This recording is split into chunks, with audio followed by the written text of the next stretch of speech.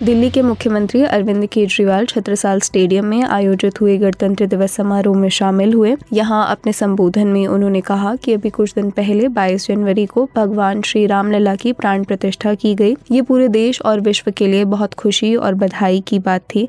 उन्होंने आगे जोड़ा कि भगवान ने कभी भेदभाव नहीं किया है। राम राज्य का मतलब सुख शांति वाला शासन है। इसके अलावा सीएम ने एजुकेशन, स्वास्थ्य और गरीबी से जुड़ी अन्य कई बातें भी अपने संबोधन में शामिल की।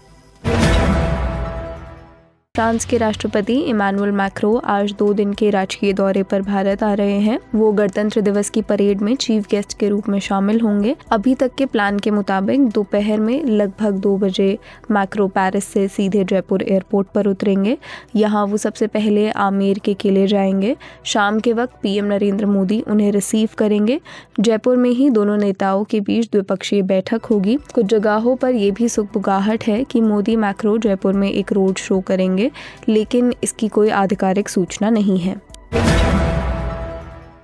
कांग्रेस नेता राहुल गांधी की भारत जोड़ो न्याय यात्रा ने पश्चिम बंगाल के कूच बिहार में प्रवेश कर लिया है। यहां पहुंचकर उन्होंने कहा कि पश्चिम बंगाल में आकर मुझे बहुत खुशी हो रही है। हम आपकी बातें सुनने आए हैं, आपके साथ खड़े होने आए हैं। भाजपा और आरएसएस नफरत, अन्याय और हिंसा फैला रही है। इंडिया गठबंधन एक साथ अन्याय के खिलाफ लड़ने जा रहा है। न्याय यात्रा में हमने न्याय शब्द जोड़ा है क्योंकि देश में अन्याय हो रहा है। बीजेपी, आरएसएस नफरत फैला रही है, हिंसा फैला रही है और अन्याय फैला रही है। इसीलिए इंडिया फॉर्मेशन एक साथ अन्याय के खिलाफ लड़ने जा रहा है। आप सबका दिल से धन्यवाद।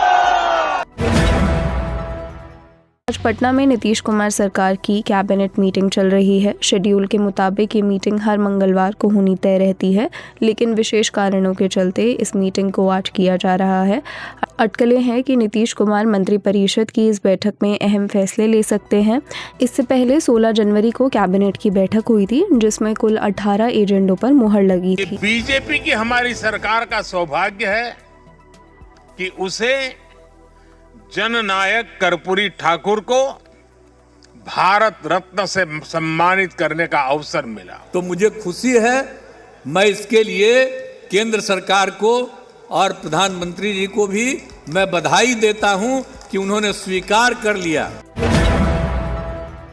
Union home minister Amit Shah virtually Jammu Kashmir administrative service और कंपैशनेट अपॉइंटीज के रूप में सिलेक्ट हुए युवाओं को जॉब अपॉइंटमेंट लेटर देंगे। इसके अलावा वो जम्मू कश्मीर के लिए 75 ई बसेस को भी लॉन्च करेंगे।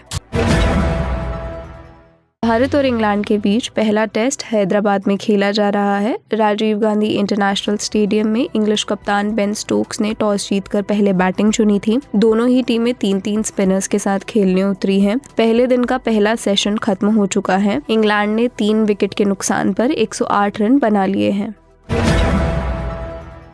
नेशनल वोटर्स डे के दिन नमो नव मतदाता सम्मेलन में देश भर के फर्स्ट टाइम वोटर्स को पीएम मोदी ने वर्चुअली संबोधित किया। अपने संबोधन में पीएम बोले, आज जब देश 2047 तक विकसित भारत बनने के लक्ष्य पर काम कर रहा है, तो आपका मतदान ये तय करेगा कि भारत की दिशा क्या होगी। जिस तरह 1947 से 25 साल पहले भारत के नौजवानों पर देश को स्वतंत्र कराने का दारोमदार था, उसी तरह 2047 से पहले के इन 25 सालों में आप पर विकसित भारत के निर्माण की जिम्मेदारी। सभी को राष्ट्रीय मतदाता दिवस की बहुत बहुत बधाई देता हूं।